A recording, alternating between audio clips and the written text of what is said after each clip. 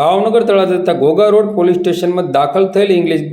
દારૂના ગુનામાં પકડવાના બાકી આરોપીને ઝડપી પાડતી ભાવનગર લોકલ ક્રાઇમ બ્રાન્ચ આજરોજ તારીખ 12/11/2025ના સાંજના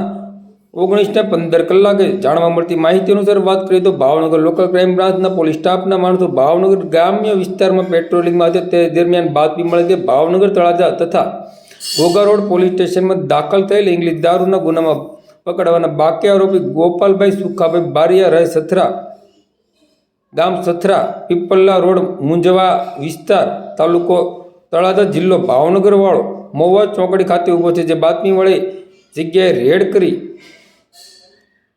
તે માણસ હાજર મળી આવતા તેના વિરુદ્ધ કાયદેસરની કાર્યવાહી કરવા માટે ઘોઘા રોડ પોલીસ સ્ટેશનને જાણ કરવામાં આવેલ છે. આ કામગીરીમાં પોલીસ ઇન્સ્પેક્ટર શ્રી AR વાળાના માર્ગદર્શન હેઠળ police sub inspector VC Jadeja તથા LCB સ્ટાફના અરવિંદભાઈ બારૈયા, ભરતસિંહ ડોડિયા, તરુણભાઈ નાંદવા, પ્રવીણભાઈ ગળસર અને ગંભીરભાઈ પરમાર જોડાયા હતા.